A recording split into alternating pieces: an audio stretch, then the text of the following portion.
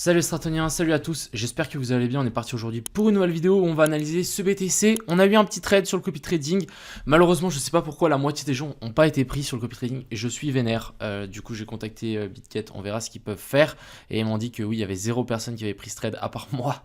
Donc bon, on va analyser bien évidemment le BTC, le BTC, on ira parler de ce petit setup, on ira parler aussi de l'Ethereum, du BNB, on ira voir la dominance de l'USDT, on ira voir le SP500 aussi qui pump, donc du aussi le BTC qui pump, l'indice du dollar très intéressant et on n'ira pas voir d'alt aujourd'hui, on va juste passer en revue les gros et des trucs assez intéressants parce que je pense qu'on est vraiment sur une zone clé.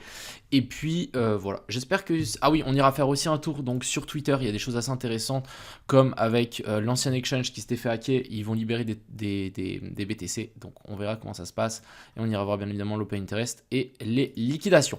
J'espère que cette vidéo vous plaira, je vous souhaite à tous un excellent visionnage, on est parti. Crypto, million. Crypto, million.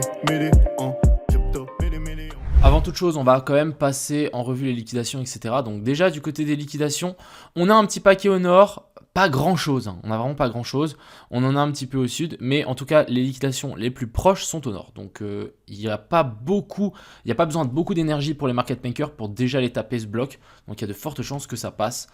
On verra comment ça se passe, mais moi je m'attends quand même à un petit pump.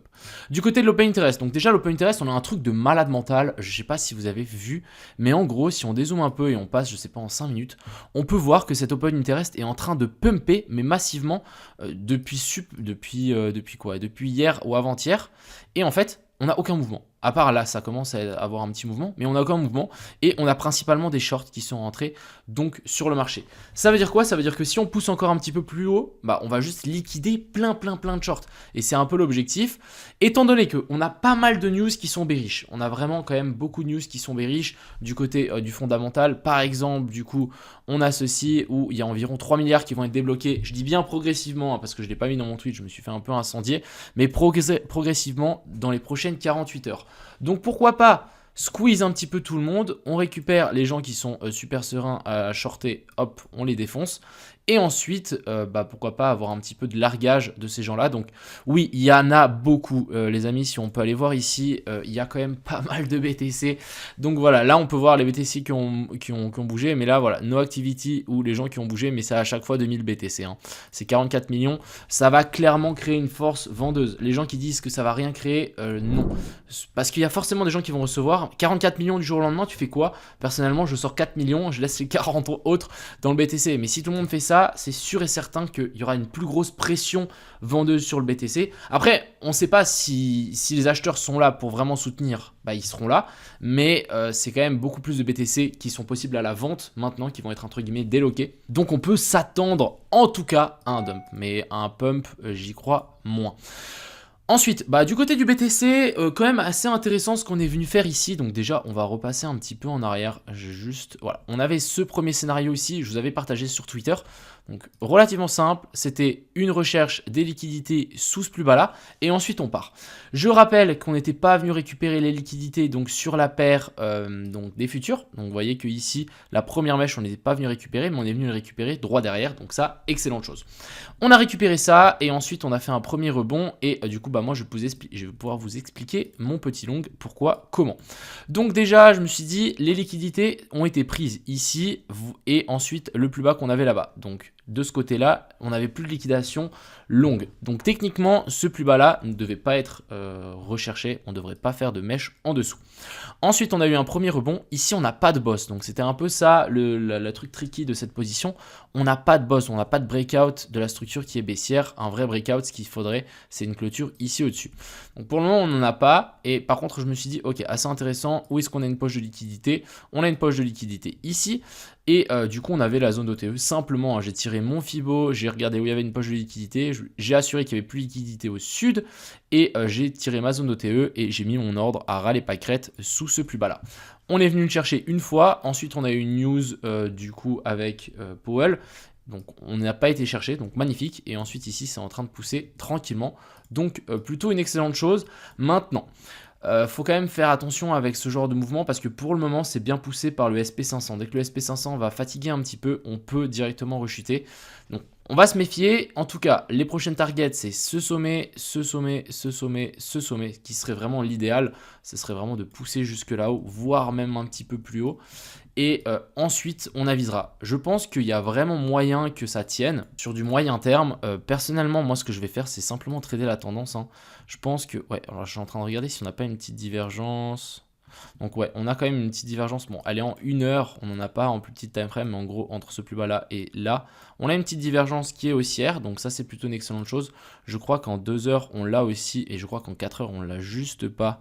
Ouais, vous voyez qu'en 4 heures ici, le plus bas, on est juste venu chercher un poil en dessous. Donc ça, c'est un petit peu dommage pour le coup. Mais voilà, on est quand même venu chercher donc sous ce plus bas là. Et là, ça part. Donc plutôt une excellente chose.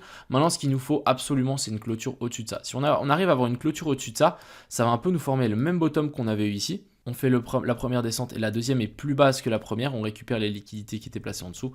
Et techniquement, on devrait repousser vers le haut. Donc maintenant on verra, je pense qu'il y a vraiment moyen que cette zone là tienne et qu'on arrive à pousser un petit peu plus haut, mais encore une fois méfiance, déjà il faudra surveiller cette zone là, je vais vous la montrer, mais en gros ça sera cette zone là, donc je parle de la zone entre les 24 000 et 24 250, excusez-moi, donc un retour dans cette zone là et ensuite on avisera, mais on peut largement faire comme à l'époque, je vous remontre, je vous l'ai déjà montré hier, hein, mais je peux vous la remontrer encore une fois. Ceci, c'est complètement envisageable, hein. Le fait qu'on soit dans un canal haussier et qu'ensuite on casse le canal haussier vers le haut, complètement faisable. Donc on va surveiller tout ça et voilà, je pense que cette fois-ci, je vais positionner mon long, je vais éviter de close quand on arrive sur des sommets, mais plutôt essayer de monter mon stop loss parce que ça se trouve, je peux très bien monter mon stop loss, je sais pas s'il monte jusqu'à 25 000, voire plus, ça peut être super. Ensuite, du côté de l'Ethereum, donc l'Ethereum, pour moi, toujours autant bullish, super mèche, on est venu récupérer toutes les liquidités en dessous, excusez-moi, et du coup, on est toujours dans la même zone. Ici, l'Ethereum a un peu moins bougé que le BTC, mais personnellement, ça reste toujours autant viable. Ce que je voudrais vraiment, c'est une des clôtures au-dessus de ces sommets-là, pour vraiment nous dire, ok, là, on repart, et ensuite, on viendra chercher les stop-loss qui sont placés ici, et la structure haussière est complètement validée, hein. Vous voyez qu'ici, on a fait notre COS et notre boss, on revient chercher les zones intéressantes, donc ici, on a la zone d'order block plus la zone d'OTE et ensuite techniquement on devrait repousser. Donc vraiment c'est ultra simple tant qu'on suit le plan. Ensuite ici du côté du BNB, toujours en train de latéraliser sur cette trendline, ça a l'air d'être plutôt bien tenu. J'attends un boss, donc si vraiment ici on peut avoir un breakout de la structure qui était baissière et que en fait on fasse un truc comme ceci, ça sera vraiment pas mal et là on peut à mon avis pousser un petit peu plus haut. Par contre après pour du plus long terme c'est clair et net que là on aura laissé des stop loss et au bout d'un moment on viendra rechercher ça avant un potentiel bull market. Donc personnellement je préférais qu'on récupère tout maintenant et que ça soit clean que revenir plus tard là-dedans. Bref, on verra.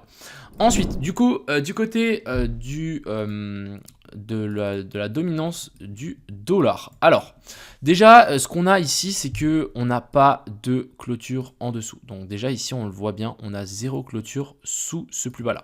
Donc ici, pour le moment, moi, il n'y a pas d'inversion structure. Et du coup, on peut largement grimper pour ensuite rechuter. Ce que je vais faire, c'est simplement tirer un Fibo par rapport à là et là. Hop, on va tirer notre zone de TE relativement simple, hein, c'est vraiment la zone clé. Alors, on va mettre ça comme ceci. Hop, donc déjà un retour dans cette zone-là, c'est complètement faisable. Si on y remonte, hein, le BTC peut clairement dump, donc on va quand même se méfier. Par contre, ce qui est super intéressant, c'est qu'ici, on est venu faire une clôture sous ce plus bas là. Donc là, on a un potentiel MSB, donc Market Structure Break. On a break la structure qui était haussière. Donc maintenant, est-ce que ce rebond qu'on va faire ici, c'est pas un scam pump et ensuite on rechute un petit peu plus bas. En tout cas, moi, c'est ce que j'espère. Ensuite, on va parler bien évidemment du SP500, donc mon dessin qui tient toujours la route, plutôt pas mal mon dessin d'ailleurs. Vous voyez qu'ici, on est revenu chercher cette zone-là et là, on est en train de rebondir. Si on passe sur une autre charte pour qu'on puisse un petit peu mieux voir, ce qui est super, alors peut-être celle-là, on verra mieux. Ouais, ce qui est super intéressant, c'est que en fait, les mèches ici, on est venu récupérer tous les stop-loss. Il y en avait là, et il y en avait là, on a tout récupéré et ensuite ça part. Donc ça c'est vraiment typique d'un bottom et ça c'est plutôt une excellente chose. Je vais revenir sur mes dessins, mais en gros le fait que cette mèche on récupère les lots, maintenant je pense qu'on peut vraiment vouloir repartir vers le haut et ça c'est une excellente chose après cette petite inversion structure. En plus à mon avis on est dans la zone d'OTE, alors on va juste vérifier. Ouais, on est venu juste taper la borne haute de la zone d'OTE, mais très bien. Personnellement, je m'attends à un pump en tout cas venir chercher un nouveau plus haut par rapport à ça. C'est vraiment la prochaine target. On peut peut-être encore descendre un petit peu, mais techniquement, je m'attends en tout cas à un nouveau sommet par rapport à ça.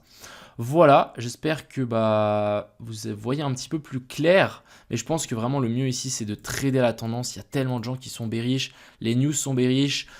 Je verrais bien partir dans l'autre sens, genre vraiment partir au nord. Il y a tout est bearish. Tu vas sur Twitter, il y a tout le monde qui te parle, ouais, ça va descendre et tout. En plus, on a des news bearish, donc on verra. Hein. Après, les news, le fondamental, c'est quand même autre chose. Si vraiment les gens dump, ça va dump. Mais je trouve qu'il y a quand même beaucoup de gens qui sont bearish, donc je verrai pas pourquoi on peut pas pousser un petit peu vers le haut là, récupérer tous les gens qui sont en train de shorter, récupérer là tous les gens qui sont en train de shorter. Bon, sur le Pay Interest là, c'est assez fou. Et récupérer juste ça aussi, ça serait vraiment super sympa. Enfin bref, j'espère que cette vidéo vous a plu. Je vous souhaite à tous une agréable soirée. C'était Cryptomignon. Ciao.